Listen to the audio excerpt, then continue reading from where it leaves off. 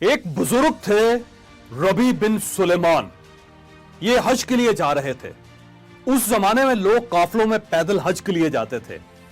ربی بن سلیمان کا قافلہ کوفہ پہنچا تو یہ لوگ ضروریات کا سامان خریدنے کے لیے بازار چلے گئے.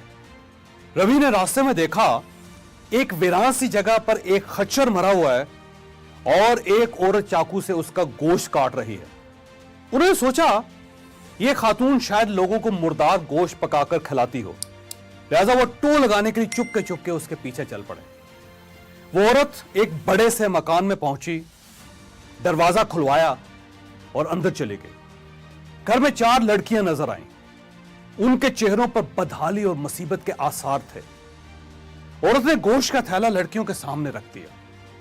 ربی بن سلیمان کا کہنا تھا, میں درزوں سے جھانک رہا تھا, میں نے دیکھا اندر سے گھر برباد اور خالی ہے.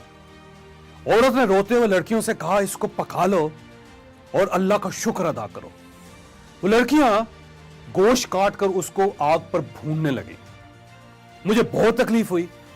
میں نے باہر سے آواز دی, ہے اللہ کی بندی, اللہ کے واسطے یہ نہ کھاؤ, یہ حرام ہے.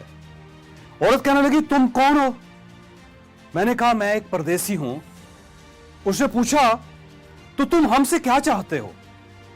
میں نے کہا, مجوسیوں کے ایک فرقے کے علاوہ کسی مذہب میں مردار کا گوشت جائز نہیں ہوتا, لہذا یہ نہ کھاؤ. وہ کہنے لگی, ہم سید ہیں. ان لڑکیوں کا باپ بڑا شریف آدمی تھا, اس کا انتقال ہو گیا. جو ترکہ اس نے چھوڑا تھا وہ ختم ہو گیا. سید کسی کے سامنے ہاتھ نہیں پھیلا سکتے. ہمیں معلوم ہے مردار کھانا جائز نہیں ہوتا, لیکن یہ زندگی بچانے کے لیے جائز ہو جاتا ہے اور ہمارا 4 دن سے فاقہ ہے. ربی کہتے ہیں, ان کے حالات سن کر میں بے چین ہو گیا. میں قافلے میں واپس آیا اور اپنے ساتھیوں سے کہا کہ میں حج کے لیے نہیں جا رہا. سب نے سمجھایا لیکن میں نے کسی کی نہیں سنی. میں نے اپنا سامان اٹھایا. میرے پاس 600 درہم تھے, میں نے وہ بھی لیے. میں بازار گیا. میں نے 100 درہم کا آٹا اور کھانے پینے کا سامان خریدا اور باقی درہم آٹے میں چھپا کر اس خاتون کے گھر پہنچ گیا اور اپنا سارا سامان اور آٹا اس کے حوالے کر دیا. اس نے شکر ادا کیا اور کہنے لگی, اللہ تیرے اگلے پچھلے گناہ معاف کر دے, تجھے حج کا ثواب عطا فرما دے, اپنی جنت میں جگہ دے اور ایسا بدلہ عطا فرمائے کہ جسے دیکھ کر سن کر لوگ تم پر رش کریں. ربی کہتے ہیں, حج کا قافلہ روانہ ہو گیا. میں کوفہ میں رک گیا. میرا خیال تھا کہ جب حاجی واپس آئیں گے تو میں ان سے اپنے لیے دعا کرواؤں گا. حاجیوں کا پہلا قافلہ واپس آیا تو میں ان سے ملا اور ان سے دعا کی درخواست کی. ان میں سے ایک نے کہا, کیسی دعا؟ کیا حاجی بھی کسی دوسرے حاجی کو دعا دیتے ہیں؟ میں نے حیرت سے کہا, بھائی میں تو وہ بد نصیب ہوں جو اللہ کے دروازے پر حاضری نہیں دے سکا. میں کہاں کا حاجی؟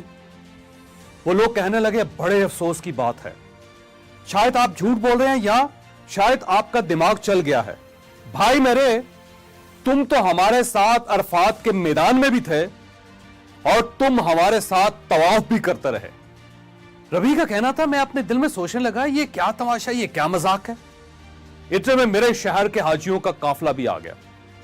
میں نے ان کو بھی حج کی مبارکباد پیش کی تو وہ بھی حیرت سے میری طرف دیکھ کر کہنے لگے, تم ہم سے پہلے کوفے کیسے پہنچ گئے؟ میں نے جواب دیا, میں تو تم لوگوں کو حج پر روانہ کرنے کے بعد یہی رک گیا تھا.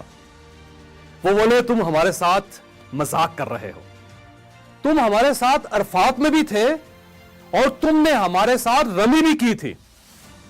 ربی کہنے لگے, میری حیرت میں اضافہ ہو گیا.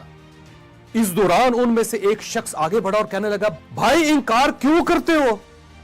تم ہمارے ساتھ مکہ میں بھی تھے اور مدینہ میں بھی, بلکہ جب ہم روزہ رسول کی زیارت کے بعد باب جبرائیل سے باہر آ رہے تھے تو اس وقت تم نے یہ تھیلی میرے پاس امانتاً رکھوائی تھی, یہ لو اپنی تھیلی واپس لے لو.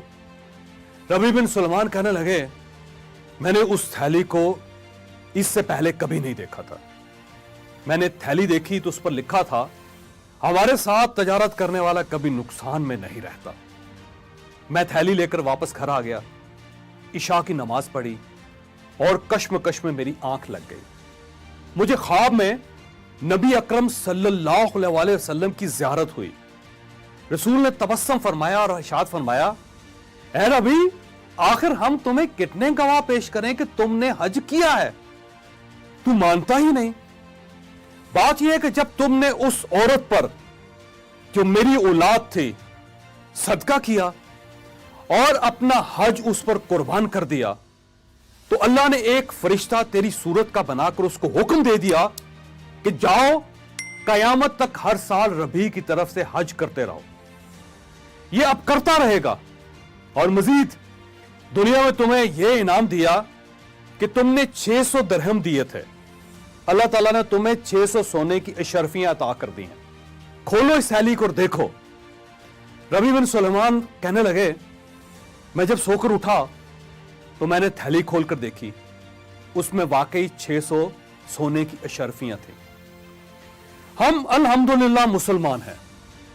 हमारा ईमान है कि अल्लाह ताला के लिए हर चीज मुमकिन है। ये वो कुछ कर सकता है जिसका हम तखय्युल भी नहीं कर सकते। हम ये भी मानते हैं कि इस्लाम में इबादत का दर्जा 10% और खिदमत का दर्जा 90% होता है।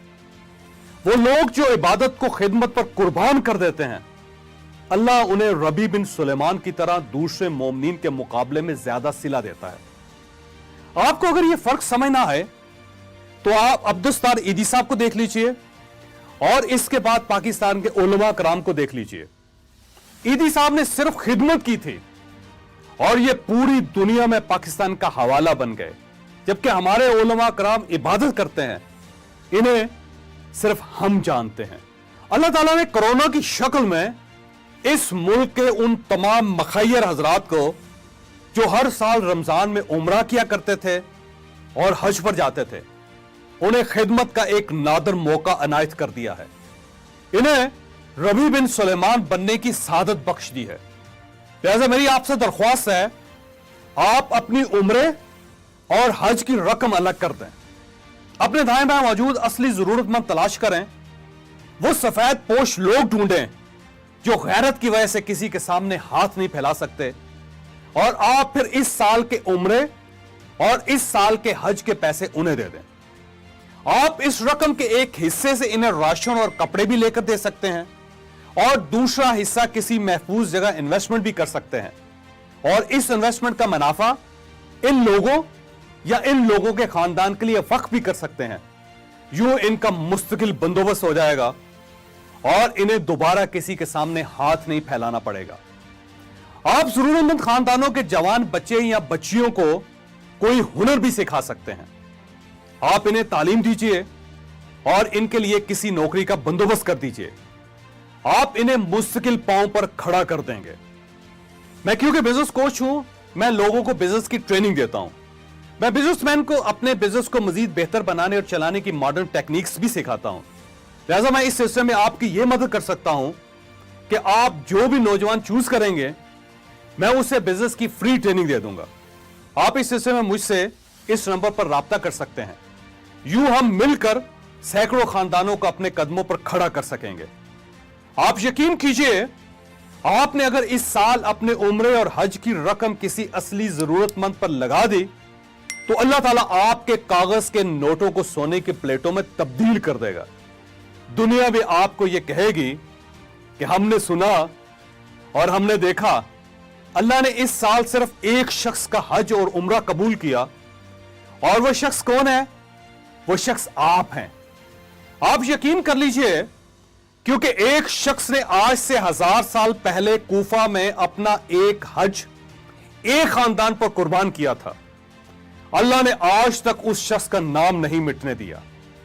हम आज उस दौर के बादशाहों का नाम नहीं जानते, लेकिन हम आज 2020 में भी रबी बिन सुलेमान का नाम ले रहे हैं। क्या हमें इसके बाद भी किसी दलील, किसी गवाही की जरूरत है? आपको अगर ये वीडियो पसंद आई है तो आप ये किसी न किसी के साथ जरूर शेयर कीजिएगा। ये सदका जारिया है, ये किसी न किसी का माइंड जरूर चेंज करेगी।